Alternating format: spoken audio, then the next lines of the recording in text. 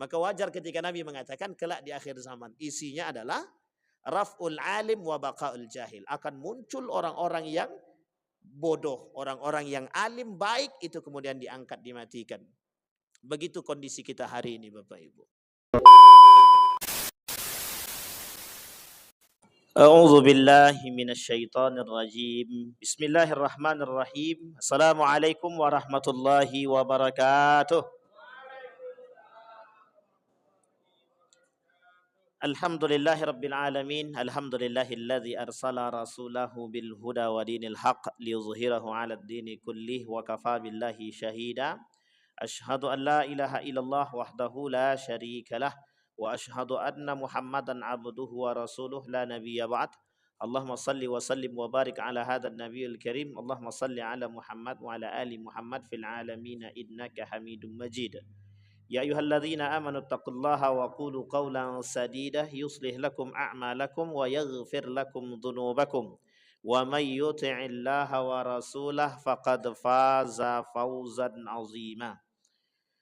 Bapak Ibu sekalian yang berbahagia, puji syukur kehadirat Allah atas limpahan rahmat dengan mengucapkan alhamdulillahirabbil alamin, berselawat kepada Nabi dengan mengucapkan Allahumma salli ala Muhammad wa ala ali Muhammad fil alamina innaka Hamidum Majid.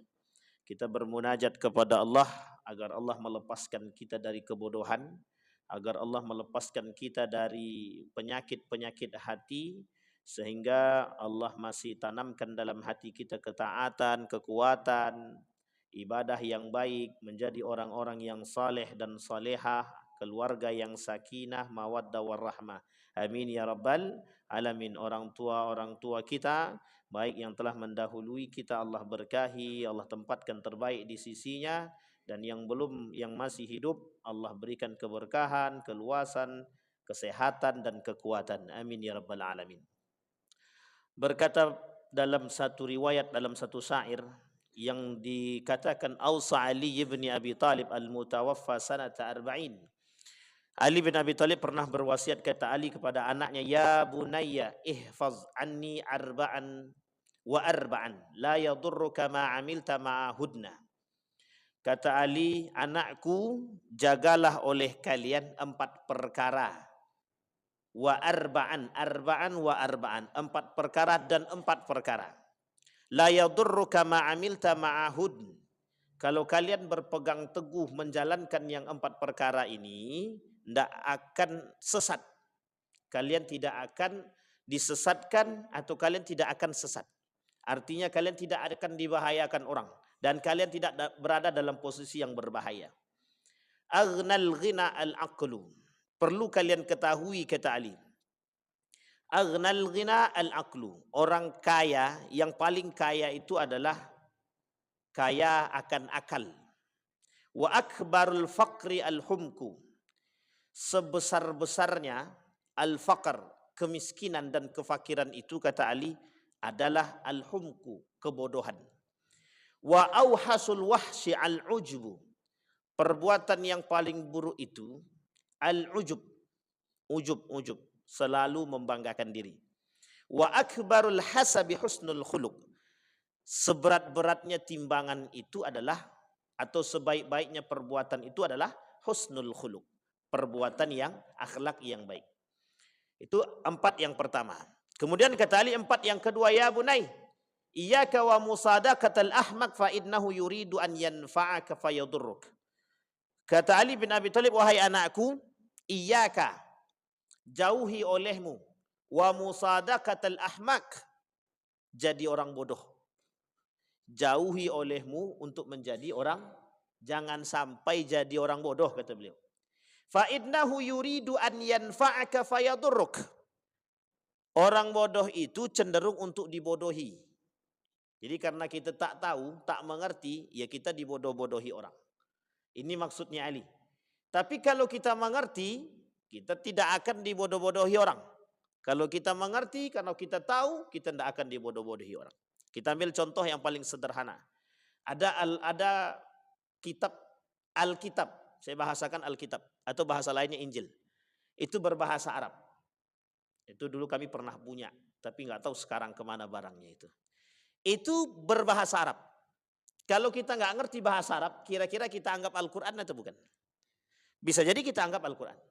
Dulu, tahun 2015, atau mungkin sebelum 15, itu ada Al-Quran dan ya, bercampur dengan beberapa surat yang ditambah oleh beberapa kelompok. Jadi dulu ada Al-Quran yang di dalam Al-Quran itu ada tambahan surat. Dia tidak 114, memang jumlahnya tetap 114, tapi ada surat-surat tertentu yang kemudian mereka hapus.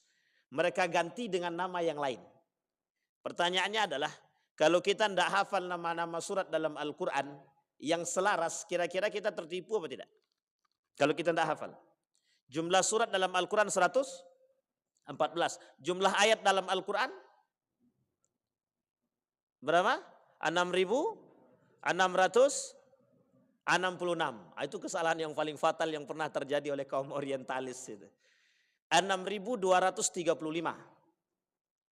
6.200 ulama sepakat.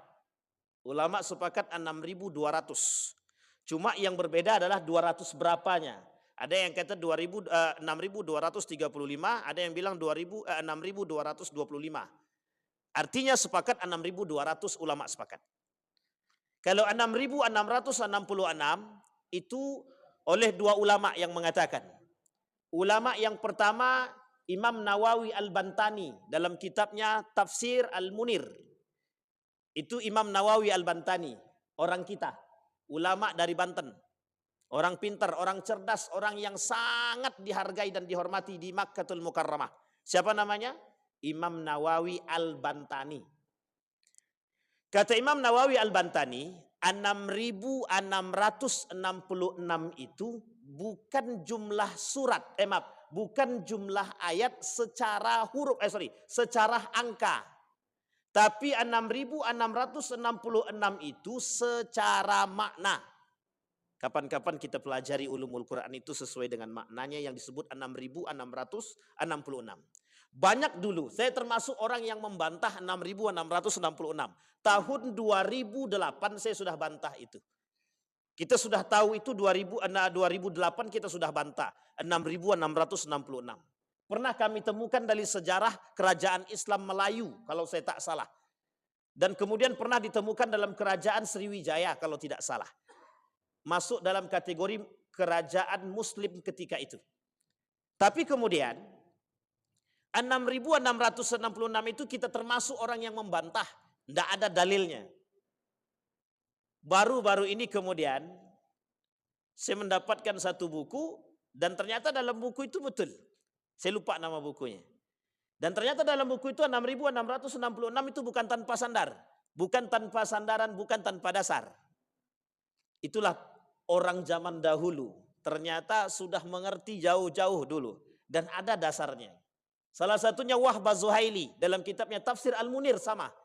Wahbah Zuhaili dalam kitabnya Tafsir Al-Munir baru-baru ini meninggal. Ulama kontemporer dalam permasalahan ulumul Al-Quran. Ulumul Quran. Apa kata beliau? 6.666 itu secara makna. Bukan secara angka. Sampai sini paham ya Bibi? Andai kata kita tidak tahu surat-surat itu. Nama-nama surat itu kalau kita tidak tahu. Tidak hafal. Dan ketika mereka merubah. Kira-kira kita termasuk orang yang tersesat atau tidak? Bisa jadi kita tersesat. Dalam surat Taubah. Surat Al-Taubah itu kata para ulama lebih dari 15 nama. Surat Al-Fatihah itu memiliki nama lebih dari 7 nama. Itu surat Al-Fatihah. Surat Al-Ikhlas itu lebih dari 10 nama. Namanya surat Al-Ikhlas itu lebih dari 10. Nama surat At-Taubah lebih dari 15. Nama surat Al-Fatihah lebih daripada 7. Dan beberapa surat yang lain. Termasuk ada namanya surat Al-Hujurat. Ada nama lain daripada surat Al-Hujurat. Kalau kita tidak tahu. Kira-kira kalau anggaplah kita ini tidak tahu. Tiba-tiba surat Al-Fatihah diganti Suratu Sab'a Mathani. Kira-kira kita katakan sesat atau tak sesat? Tiba-tiba kita dapat Al-Quran. Judul surat pertama itu bukan Al-Fatihah. Tapi Sab'al Mathani. Kira-kira itu Bapak Ibu sesat tak kita itu? Kitabnya mungkin tak sesat. kita menyesatkan orang. Ini yang mencetak nih sesat nih gitu. Ternyata memang nama lain daripada Al-Fatihah itu ada namanya Sab'al Mathani. Nah, begitu juga surat-surat yang lain. Nah, di sini kemudian kita perlu, kata Imam Ali bin Abi Thalib, perlu kecerdasan. Hal yastawil ladzina ya'lamuna wal ladzina la ya'lamun, enggak akan sama, Pak. Orang beribadah dengan tahu, orang beribadah mengerti dia, berilmu dia dalam beribadah dengan orang yang tidak berilmu dalam beribadah itu enggak sama. Sangat jauh berbeda. Orang enggak ngerti kalau sholat tarawih itu nih kita ambil contoh yang paling sederhana. Kita ambil contoh yang paling sederhana. Dulu perdebatan tarawih itu, sholat tarawih itu perdebatannya sengit. Sampai-sampai mau bawa parang. Yang bawa parang tuh enggak ada yang sholat tarawih sama sekali tuh. Ini di Jawa. Serius, Pak. Karena apa? Karena sama-sama enggak mengerti. Yang satu pengen 11, yang satu pengen 23. Padahal kedua-duanya itu ada dalilnya. Yang 11 pegang dalil, yang 23 pegang dalil. Kedua-duanya saling menyalahkan. Tapi ketika menyalahkan, dipertanyakan mereka enggak sholat tarawih itu. Yang pegang 23 sholatnya 11. Yang pegang 11, kadang dia sholat, kadang tidak. Sampai sini paham ya? Karena apa? Karena ketidaktahuan tadi. Kita ambil contoh yang lain. Musik yang lagi viral. Saking ingin membenarkan antara satu dan yang lain, dan kekurangan bacaan misalkan, itu menyebabkan terjadinya miskomunikasi. Yang satu menganggap betul, yang satu berusaha untuk membetulkan. Artinya ada hal yang terjadi namanya diskomunikasi atau miskomunikasi. Sampai di sini paham ya? Apa penyebabnya? Ilmu. Penyebabnya ilmu. Makanya kalau Bapak Ibu tiba-tiba sholat, ada orang baru datang ke sholat di tempat Ibu atau tempat Bapak ini, tiba-tiba model mohon maaf, tiba-tiba dia sholat Allahu Akbar, yang tadinya lipat tangan, tiba-tiba turun tangan. Tangannya ke bawah. Nggak usah kaget. Dua mazhab. Satu Syiah, yang satu lagi Maliki. Begitu modelnya. Kalau kita nggak ngerti, kita mesti menyalah-nyalahkan orang. Itu mesti, Pak. Sesat nih. Mesti sesat nih. Sama halnya dulu, termasuk salah satu pemahaman dalam sejarah itu. Dulu di kota Jawa itu ada namanya kenduri. Tahu kenduri ya Bapak Ibu ya? Di kenduri itu Bapak Ibu, di Jawa itu dia ada pakai nampan. Di dalam nampan itu dikasih kue. Di dalam kue itu, di susunan kue itu oleh orang Jawa, ini kami lakukan penelitian sendiri sampai ke akarnya Pak. Jadi zaman dulu, orang-orang Jawa dulu, yang dulu, itu kenapa kuenya itu membentuk kue itu sesuai dengan, mohon maaf, rukun iman dan rukun Islam. Dan ada filosofinya masing-masing. Dulu, sekarang tak tahu saya. Sampai sini paham ya? Jadi karena ketidaktahuan, ketidakpahaman kita tentang sejarah, itu menjadi-jadi kita Pak. Akhirnya kita salahkan, kita sesatkan, dan lain sebagainya. Baik, kata Ali nomor 1, jauhi olehmu sifat bodoh itu. Karena bisa jadi ada orang yang akan mengambil manfaat darimu karena kamu tidak tahu. Misal, ada orang yang masih baru datang ke Pekanbaru. Dan dia nggak ngerti kondisi Pekanbaru. Tapi karena dia cerdas, tapi karena ketidakmengertian dia tentang kondisi Pekanbaru, orang-orang memanfaatkan dia. Setelah dia tahu, ternyata bahasa lainnya, aku dijebak, kata dia. Itu yang paling banyak sekarang yang terjadi.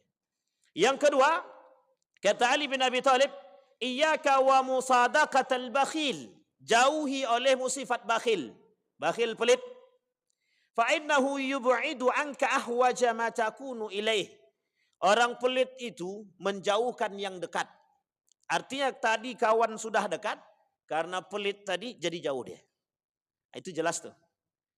Maunya ditraktir aja, traktir enggak pengen deh. Pengennya ditraktir, tapi pas gilirannya mentraktir enggak mau. Karena memang dasar pelit itu susah. Jadi gini Bapak Ibu, orang pelit itu, sifat pelit itu adalah bagian daripada sifat hubbud dunia. Jadi salah satu karakter cinta dunia itu pelit, itu sifatnya. Pelit. Dia enggak mau berkurang, mengurangi duit itu enggak mau. Mengurangi hartanya enggak mau. Yang kedua karakternya hubbud dunia tadi, orang-orang yang takut akan kehilangan harta. Nah termasuk salah satunya pelit. Orang pelit itu takut kehilangan, takut kehabisan. Baik, yang ketiga, wa iyyaka wa musadaqatal fajir. fa innahu yubi'uka bittafih. Kemudian jauhi olehmu orang-orang yang fajir, pendosa. Orang-orang pendosa ini harus kita jauhi. Nah, maksudnya bagaimana? Kalau kita jauhi, kapan mereka dekat dengan kita? Maksudnya adalah pandai-pandai jaga diri dan jangan terlalu sering bergaul dengan orang-orang yang pendosa, mujrimin. Artinya bagaimana?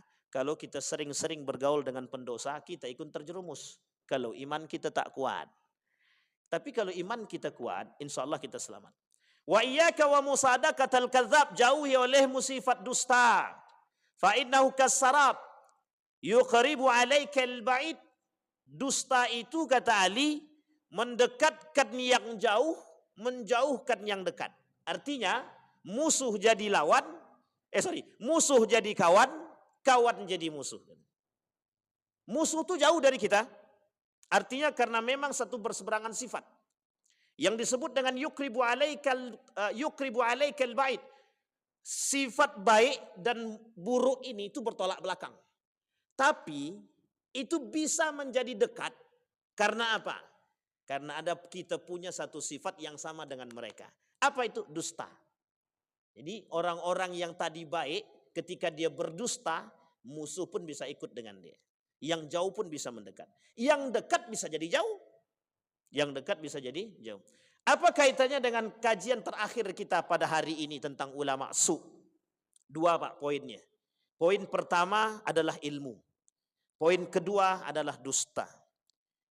Poin pertama adalah ilmu. Orang berilmu itu adalah orang yang kemudian dicintai. Orang yang berilmu itu adalah orang yang dicintai oleh Allah. Kenapa demikian? Karena Allah sebut dalam Al-Quran ulul albab, berilmu. Berilmu dengan apa? Dengan iman. Dia menghiasi ilmunya dengan iman dan takwa. Dia hiasi ilmunya dengan iman dan akhlak. Tapi bagaimana kemudian dusta? Dusta adalah sifat atau karakter daripada ulama su. Dusta adalah sifat ataupun karakter daripada ulama su. Nah baik, kita akan selesaikan ulama su ini biar tidak tergantung. Ini memang kajian ulama su ini memang begitu Pak, harus dinikmati.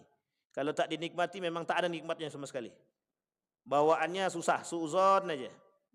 Tapi kalau kita tak suuzon susah juga. Itu yang menjadi masalah. Baik, kemarin kita sudah selesai sampai nomor 7. Sombong dipermainkan nafsunya. Baik, dalam kitab Bidayatul Hidayah, orang-orang yang disebut dengan ulama su itu, mereka yang sombong. Sombong karena dipermainkan oleh, jadi sifat sombongnya muncul karena nafsunya. Tapi bisakah begitu? Bisa. Ini kita ambil contoh Pak, kita ambil contoh. Dulu kita kasih contoh juga. Profesor itu agak sulit duduk dengan yang gelar S1.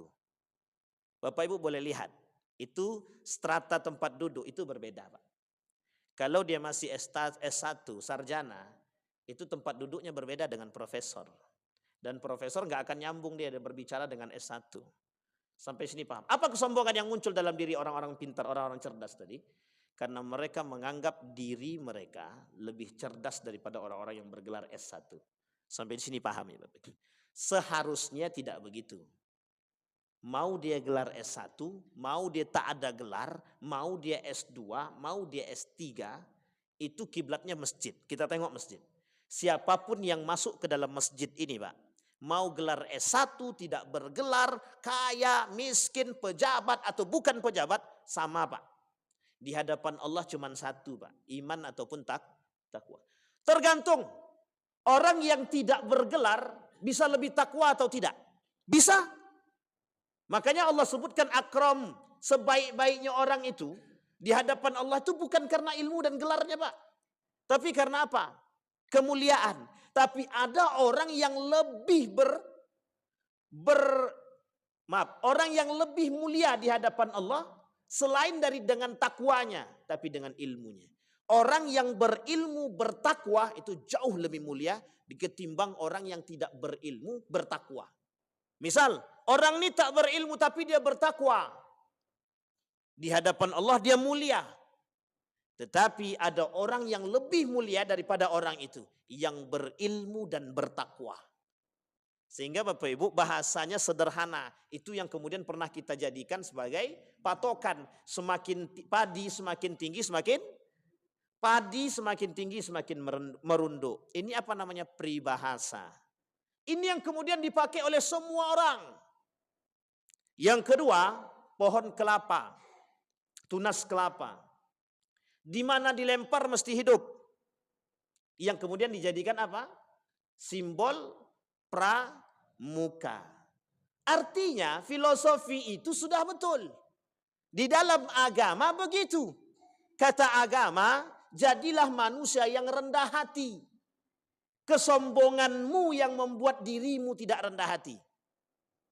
Sekarang masalahnya sombong ini apa? Siapa yang mempengaruhi dia bisa melakukan kesombongan? Nafsu dia. Saking bernapsunya dia ingin mengatakan bahwa diri dia alim.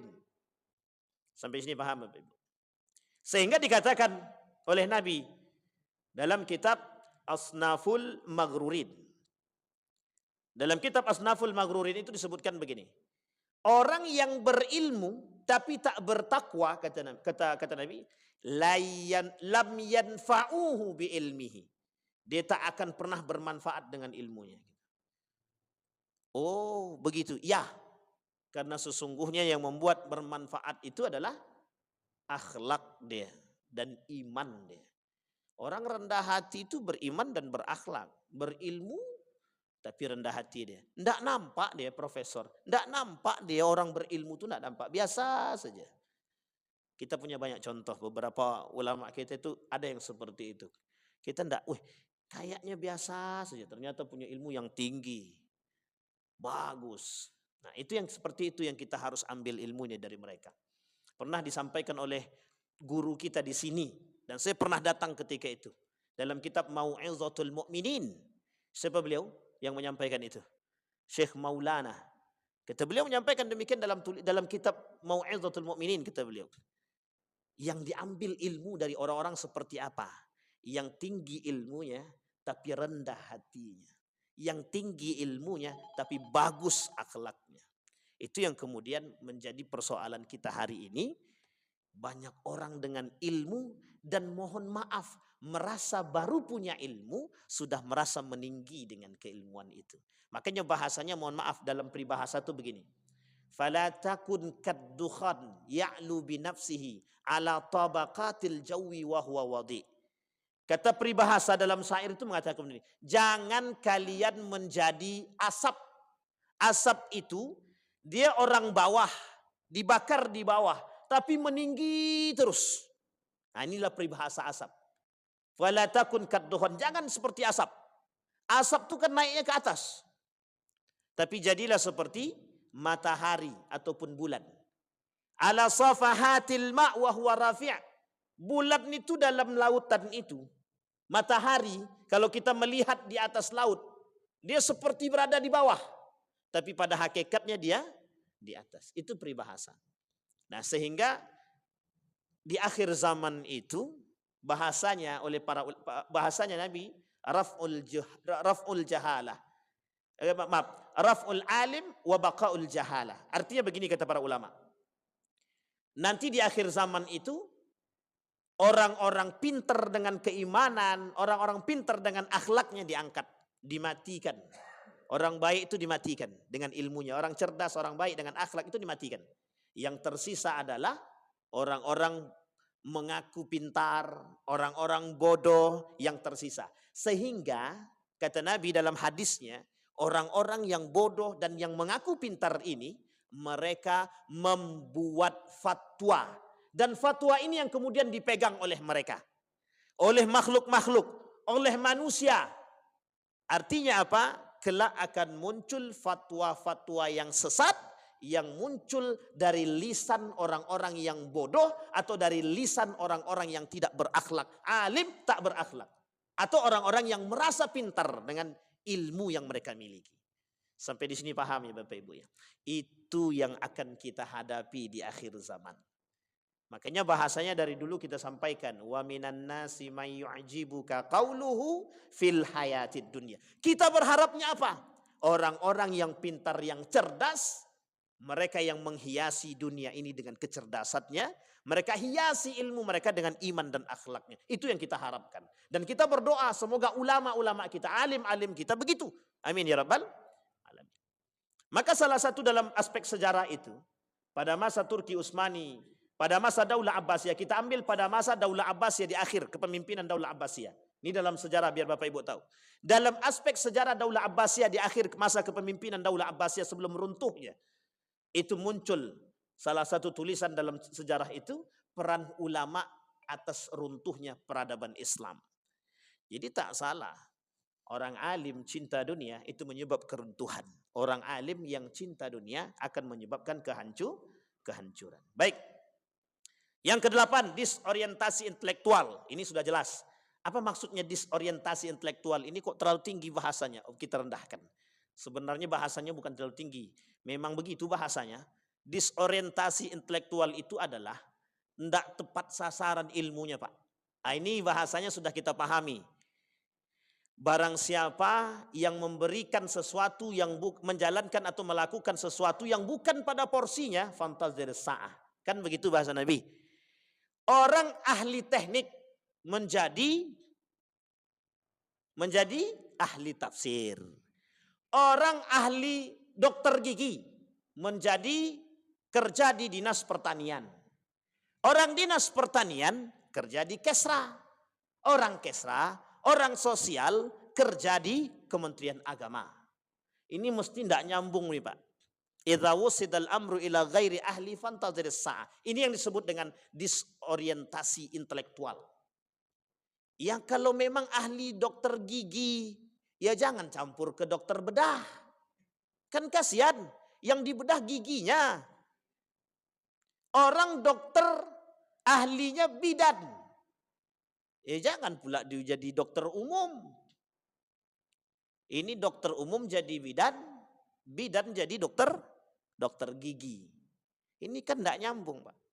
Tapi dalam dunia kesehatan masih nampak. Tapi dalam ilmu sosial yang tak nampak. Jurusan ekonomi tidak tahu kemana. Jurusan elektro tidak tahu jadi apa. Yang penting sekarang aku kerja. Kan begitu bahasanya sekarang. Sehingga mohon maaf betul. Kadang-kadang terjadi salah aliran Pak. Tidak jelas kemana arahnya. Oh itu nggak bisa disalahkan Pak Ustadz. Kenapa pemerintah tidak memberikan lapangan pekerjaan yang tepat bagi anak-anak bangsa? Nah, itu jangan tanya ke kami. Baik. Nah kemudian yang ke-9, menyalahkan ilmu. Atau menyalahgunakan ilmu ini sudah sama. Menyalahgunakan ilmu itu sama. Kalau akhir-akhir ini kita melihat orang-orang yang tidak sejalan dengan apa yang mereka miliki keilmuannya, yaitu mungkin ada penyebab lain. Penyebab lainnya apa? Mohon maaf, karena memang satu mungkin karena sulitnya tempat. Yang kedua, mungkin mereka tak dapat tempat untuk menyalurkan ilmu mereka. Yang ketiga ada aspek yang lain. Bisa jadi dulu dia belajar main-main, tidak serius. Jadi sehingga mohon maaf, ilmunya kadang-kadang tak bermanfaat. Kenapa Nabi katakan ada orang-orang yang punya ilmu tapi tak bermanfaat ilmunya sama sekali? Kenapa? Ada aspek lain. Penyebabnya adalah mereka tidak beriman, mereka tidak bertakwa, dan mereka tidak belajar dengan sungguh-sungguh. Karena orang yang cerdas itu karena apa? Kata Allah, wattaqullaha wa yu'allimukumullah. Yang ke-10, diperbudak setan dan hawa nafsu. Nah ini.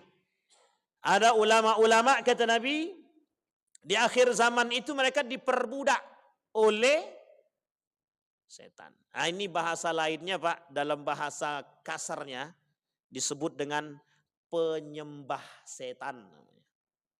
Penyembah setan. Penyembah setan itu bukan seperti yang kita pahami menyembah setan kita semua. Bukan. Ada orang yang berilmu, ini bahasa gaulnya disebut dengan satanic verse. Itu dalam ekonomi disebut dengan satanic finance namanya. Oh ini dulu pernah terjadi. Penyembah ini banyak. Jadi begini bahasanya Pak. Dalam intelektual disebut, dalam bahasa akademik disebut begini. Orang yang menyembah. Jadi ilmu yang mereka dapat, itu ilmu yang mereka tujukan untuk mendapatkan dunia. Jadi terserah mau cara yang mereka dapatkan dunia ini halal ataupun haram, itu mereka nggak pikirkan. Disinilah yang disebut dengan memperturutkan hawa nafsu, diperbudak oleh hawa nafsu. Kenapa? Karena mereka, kami sudah belajar, ini ada bahasa nih, mohon maaf ada bahasa. Dan saya mendengar langsung, kami sudah belajar kedokteran itu. 4 tahun, tambah 4 tahun, 8 tahun kami belajar kedokteran. Yes. Ini bahasa kawan saya. Dan saya mendengarkan langsung. Apa kata dia? Wajar dong kalau kami gajinya besar. Saya bilang, begitu ya. Sampai di sini paham maksud saya Bapak Ibu ya. Jadi, salahkah kalau kami berharap gaji besar? Ya tak salah. Tapi kalau itu menjadi orientasi setiap orang yang belajar, maka disitulah yang disebut dengan pragmatisme. Rendahnya. Apa yang rendah? Harga orang-orang yang berilmu. Mereka berilmu untuk mencari dunia mereka. Karena bahasa orang tua dulu begitu. Kau mau sekolah apa? Pesantren. Nggak akan bisa kerja. Paling jadi muazin. Begitu Pak, bahasa orang tua zaman dulu. Oh, anakmu mau masuk pesantren. Mau masuk pesantren mau jadi apa? Paling juga tukang baca doa nanti. Sehingga sekolahkanlah anak kemana-mana. Ketika disekolahkan anak kemana-mana, orientasinya apa? Biar dapat kerjaan. Orientasinya apa? Biar dapat pendapatan. Pendapatan yang kecil apa besar? Yang besar. Sehingga mohon maaf, yang terjadi dalam pola pikir anak-anak zaman sekarang begitu. Kita ambil contoh Bapak Ibu. Ada seorang wanita, dia lulusan apoteker. Dia ditawarkan untuk menjadi seorang pekerja di salah satu apotik. Apa jawaban dia kepada apotik tersebut? Anda berani gaji saya berapa? Kata apotik tadi, kami berani gaji Anda 3 juta. Apa kata dia? Kecil sekali dengan gaji sebegitu. Sehingga dia tinggalkan. Dia rela menganggur demi mengambil, dia rela menganggur tapi tidak mengambil yang kerja 3 juta tadi. Apa maksudnya? Dia pengen cari gaji yang lebih besar, tapi nggak apa-apa, yang penting dia dapat gaji yang lebih besar. Tapi dia tidak masalah nganggur. Ini nampak orientasinya kelihatan. Coba bayangkan Pak, itu kehidupan kita saat ini. Jadi bisa jadi banyak orang berilmu karena pengen mendapatkan gaji yang besar, mereka belum dapatkan tempat. Karena sekarang ini susah Pak, cari kerjaan susah misal. Kalau kita tak mau merendahkan, ego, ya itulah yang kita dapat. Lebih baik nganggur daripada gaji kecil. Begitukah gaya hidupnya seorang yang beriman? Tidak. Gaya hidup seorang yang beriman itu adalah di mana dia ditanamkan, di situ dia bisa hidup karena keimanan dia, bukan karena hartanya. Itu yang kadang-kadang saat ini kita harus merubah pikir Pak. Kata guru saya Profesor Dr. Hamid Fahmi Zarkasi, banyak orang berilmu saat ini seperti itu. Karena mereka merasa diri mereka dengan ilmu mereka, kalau ditempatkan tempat yang kecil mereka nggak akan hidup. Artinya kalau mereka tidak hidup, buat apa mereka mempelajari agama? Mereka nggak yakin dengan Allah. Sampai di sini paham ya Bapak Ibu. Ini yang disebut dengan diperbudak oleh syaitan dan diperbudak oleh hawa nafsu. Karena yang berbicara dalam diri mereka adalah syaitan. Yang berbicara dalam diri mereka adalah hawa nafsu. Pokoknya kau keluar dari sekolah STPDN wajib jadi camat. Pertanyaannya adalah kok cuma camat? Kenapa enggak jadi bupati sekali? Kenapa enggak jadi presiden sekalian? Sampai sini paham ya. Orientasinya sudah begitu. Makanya jangan disalahkan ketika muncul generasi-generasi yang tidak mengenal agama, itu enggak usah kita salahkan Pak. Karena apa? Karena memang agama itu dari pendidikan kita mau dihapuskan atau mau dihilangkan. Artinya secara perlahan pendidikan keagamaan mulai dikurangi.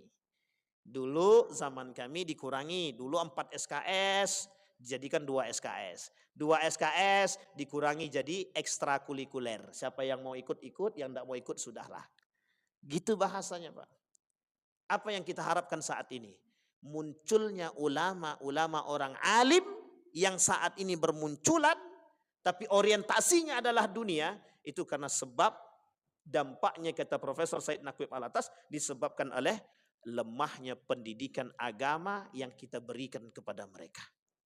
Jadi nggak bisa disalahkan Pak, memang begitu modelnya Pak. Kata guru saya, jadilah alim, jadilah ulama yang intelek, bukan intelek yang mengerti agama. Karena kalau intelek yang mengerti agama, dia jual beli itu Pak, agama itu Pak.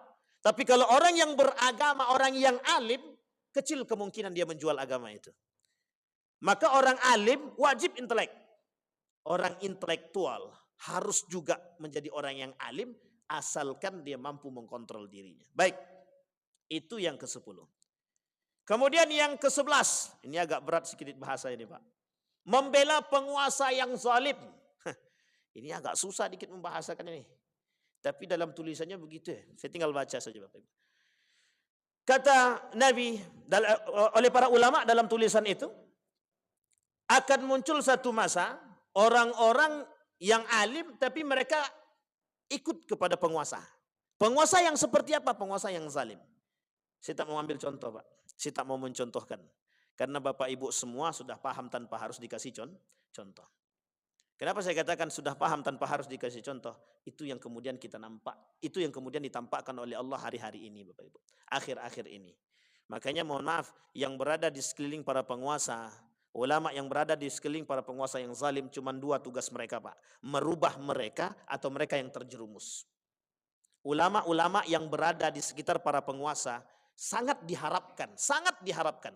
Para ulama sangat diharapkan berdampingan dengan penguasa. Apa tujuannya? 1, merubah mereka. Kalau penguasa zalim, mereka kasih batasan. Mereka nasihati mereka. Tapi kalau nomor 2, kalau tak mampu menasihati mereka, seharusnya mereka yang keluar dari barisan itu.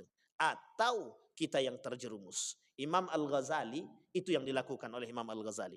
Kata Imam Al-Ghazali, ketika aku diminta untuk menjadi kepala madrasah, masuk. Karena ketika itu kepemimpinannya baik. Tapi ketika berubah arah daripada kepemimpinan pada masa itu, kata Imam Al-Ghazali, aku keluar dari barisan mereka. Itu Imam Al-Ghazali Pak. Itu yang dilakukan oleh Imam Al-Ghazali. Bukan membela penguasa yang zalim. Tetapi sebagian ulama mengatakan apa yang harus kita lakukan ketika kita bertemu dengan ulama, dengan penguasa yang zalim. Kata mereka, bersama dengan wa jama'atuhum.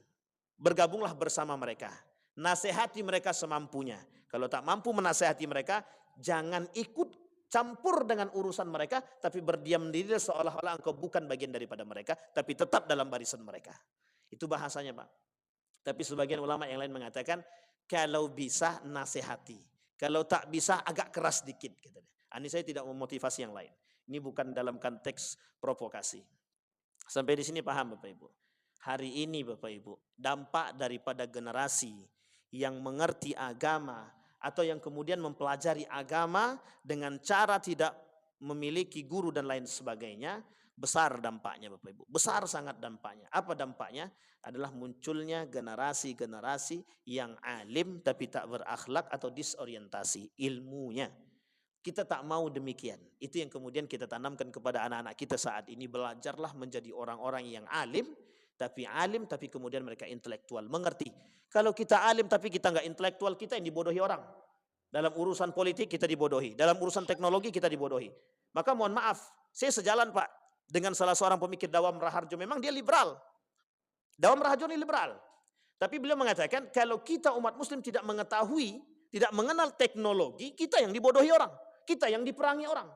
Jadi pesantren harus mengerti teknologi, betul. Kalaulah pesantren tak ngerti teknologi, cuma ngerti bahasa kitab, besok pagi dibom orang kita nggak tahu Pak. Salah kata. Maka butuh namanya kolaborasi.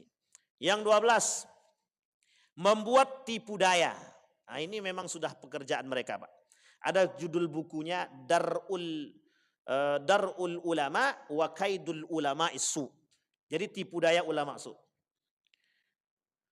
Apa salah satu tipu daya ulama su itu? Ulama su ini artinya ulama yang buruk perangainya. Dan itu pasti punya tipu daya. Karena mereka bermain dengan mereka menggunakan strategi untuk membuat atau kepuasan diri mereka atau kepuasan golongan. Sehingga mereka diperdaya oleh syaitan. Nah, ada fitnah ulama-ulama seperti ini Bapak Ibu. Apa kata Allah dalam Al-Quran? Wallahu ya'simuka minan nas. Ini ada kaitannya, ada sebab turunnya ayat ini. Satu ketika ada orang-orang yang kemudian disesatkan dan dizalimi oleh satu kelompok.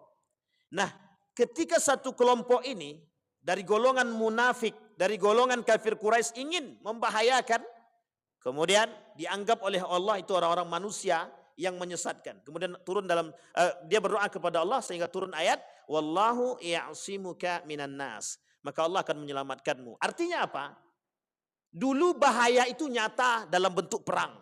Sekarang bahaya itu juga nyata dalam bentuk pikiran. Bahaya itu juga nyata dalam bentuk obat-obatan. Bahaya itu juga nyata dalam bentuk makanan-makanan. Perlu kita paham Bapak Ibu.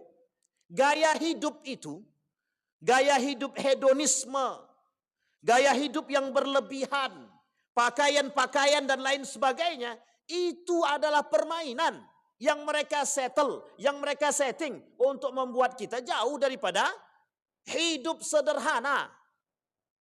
Sehingga jangan salah.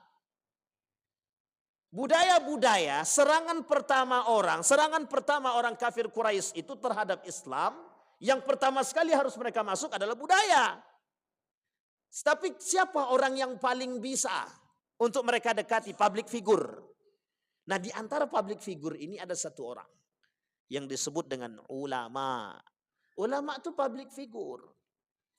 Sehingga ketika ulama yang bisa mereka geser dengan gaya hidup mereka, sehingga mohon maaf, kalau ulama bilang A, saya sangat yakin pada unsur agama mesti banyak yang mengikuti. Saya ambil contoh begini Bapak Ibu. Ketika ulama bilang berfatwa tentang politik, maka bisa dipastikan tidak semua orang mau mengikuti fatwa tersebut. Tetapi ketika ulama berfatwa tentang sesuatu atau yang berkaitan tentang muamalah, mesti banyak yang mau ngikutin Pak. Kenapa demikian? Ya karena begitu modelnya Pak. Kita ambil contoh. Kata para ulama, kita umat muslim tidak boleh memilih pemimpin non muslim. Sekarang pertanyaannya, apakah semua umat muslim percaya dengan perkataan itu? Itu fatwa ulama. Mau nak mengikuti semuanya? Tidak mau. Tapi coba sesuatu itu yang kemudian berdampak nampak langsung pada kerugian mereka, maka mereka akan mengikuti fatwa tersebut. Misal, ada seseorang di antara kita ini yang dirugikan oleh Shopee misalkan, atau jual beli online. Kemudian ulama memunculkan fatwa. Apa kata ulama fatwanya? Jual beli online haram, misal. Oh saya yakin Pak, kita langsung mengikuti. Karena kita merasa dirugi. Tapi coba kalau kita merasa diuntungkan. Kira-kira kita mau? Nah, begitu keadaan kita hari ini Pak. Sehingga mohon maaf. Begitu cara setan merusak kita Pak. Dan setan yang merusak ini bukan setan-setan kecil Pak. Kelasnya Yahudi dan Nasrani Pak. Yang merusak kita. Jadi ulama-ulama kita mohon maaf, mereka-mereka yang sudah menikmati, tapi kita tidak perlu khawatir karena kita masih punya banyak orang-orang yang beriman, berilmu dengan iman dan akhlaknya. Ketika orang-orang yang pintar dan cerdas yang alim itu mereka sudah diperbudak oleh harta, diberikan beasiswa, diberikan bantuan yang sekian rupa, itu mohon maaf, nggak akan mungkin mereka mengatakan orang-orang seperti itu sesat, itu nggak mungkin. Kita ambil contoh, seorang yang alim, ini kita ambil contoh yang paling nyata. 2 hari yang lalu teman saya mengirim satu caption di Facebook itu. Ada seorang ulama dianggap alim karena cerdas dan bergelar profesor, tinggal di Amerika. Tinggalnya di Amerika. Apa kata beliau dalam tulisan dia? Al-Quran itu bukan perkataan Allah tapi perkataan Nabi. Oh ini bahaya Pak. Atau Al-Quran itu perkataan Jibril. Itu bahaya Pak. Yang ngomong tuh profesor Pak. Saya yakin kita tuh mudah mengiyakan perkataan itu. Kenapa? Karena gelarnya profesor.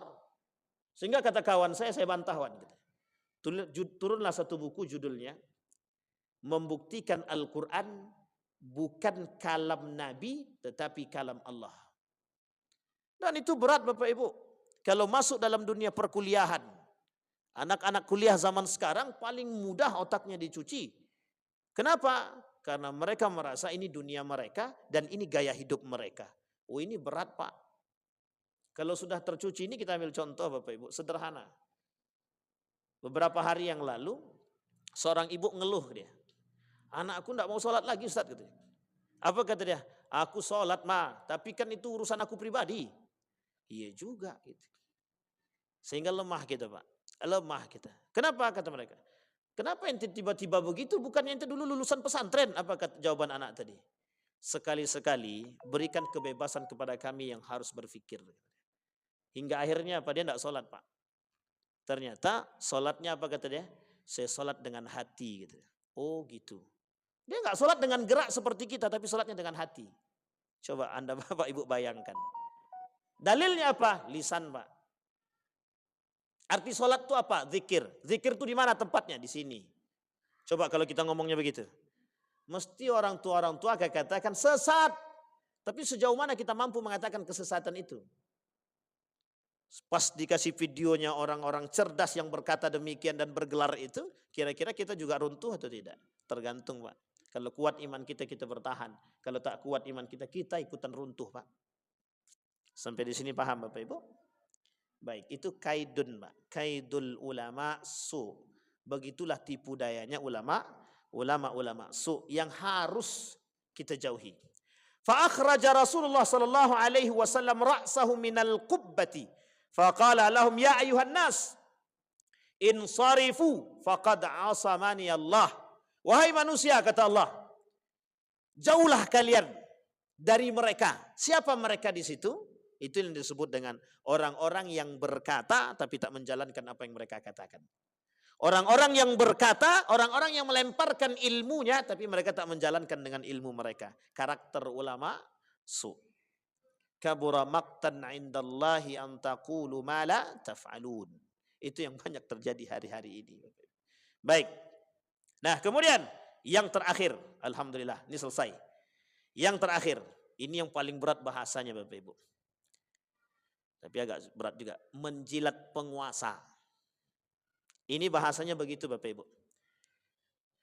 Ulama su, orang yang bergelar ulama dan intelektual yang menjilat penguasa, menjadikan kaum kafir sebagai teman karib, serta mentafsirkan Al-Quran sekehendak nafsunya. Dengan bahasa Umar bin Khattab, mereka itu disebut dengan ulama su, adalah mereka yang munafik tapi berilmu. Nah, kalimat akhirnya Bapak Ibu. Inna akhwafa ma akhafu ala ummati munafikun alimul lisan. Yang paling aku takutkan kata Umar bin Khattab kelak di akhir zaman itu, yang disandarkan perkataannya kepada baginda Nabi Muhammad sallallahu alaihi wasallam, kelak yang paling kami takutkan, yang paling aku takutkan adalah orang alim munafikun alimul lisan. Dia munafik tapi lisannya begitu cerdas, begitu pintar. Wajar ketika Nabi mengatakan kelak di akhir zaman isinya adalah raf'ul alim wa baqa'ul jahil. Akan muncul orang-orang yang bodoh, orang-orang yang alim baik itu kemudian diangkat, dimatikan. Begitu kondisi kita hari ini Bapak Ibu. Nah, apa yang harus kita lakukan sebelum kita tutup? Apa sikap kita sebagai seorang yang beriman? Satu Bapak Ibu, jangan pernah berhenti belajar. Karena ilmu itu luas. Semakin berilmu pasti semakin bodoh. Kalau ada orang berilmu semakin merasa pintar, itu mesti bukan orang alim. Yang kedua, kalau kita mengerti orang-orang yang munafik, orang-orang yang berkarakter seperti apa yang kita bahas dan kita pelajari dalam pengajian kita ini, maka sebaiknya kalau kita tak mampu, jangan duduk dengan mereka. Tapi kalau kita mampu, maka duduk dengan mereka, nasihati mereka, ajak mereka untuk kembali ke jalan yang benar. Tapi kalau kita tak mampu mengajak mereka, hindari mereka Bapak Ibu. Kenapa? Karena itu perintah daripada Allah. Tapi kata Nabi, kalau Nabi mengatakan, kalau engkau bertemu dengan kaum khawarij di tengah jalan, kata Nabi, kalau bisa bunuh mereka. Tapi itu perkataan tidak didasari kepada apa? Kalau itu kita ketemu dengan kaum khawarij. Siapa kaum khawarij? Yang merasa dirinya selalu benar dengan ilmu mereka yang mereka miliki. Dan itu bagian Pak daripada tersebut. Maka kami tidak akan mengangkat bahasa Nabi tadi. Yang terbaik untuk kita lakukan di negara kita saat ini adalah bagaimana kita mencoba menghindari orang-orang yang berbicara dengan ilmu mereka, mensihir kita untuk jauh daripada Allah Subhanahu wa taala. Dan yang terakhir, hiasi generasi-generasi kita dengan ilmu. Sesungguhnya yang akan menyelamatkan generasi kita selanjutnya adalah mereka. Tapi kalau generasi kita tak selamatkan, hari ini kita yang hidup di sini saat ini mungkin sampai pada masanya ya kita tak akan menemukan generasi-generasi yang mengerti dengan ilmu-ilmu demikian Bapak Ibu. Saya kira itu saja Bapak Ibu sekalian yang berbahagia. Mudah-mudahan ada manfaatnya bagi kita semua. Kata seorang syair menuliskan dalam tulisannya mengatakan begini, kehancuran satu bangsa itu disebabkan kehancuran penguasa, dan kehancuran satu penguasa disebabkan oleh kehancuran seorang ulama. Jadi ulama hancur ulama maka hancur penguasa maka hancur rakyatnya. Saya kira itu saja, mudah-mudahan bermanfaat bagi kita semua. Fa'tabiru ya ulil absar la'allakum tuflihun. Assalamualaikum warahmatullahi wabarakatuh.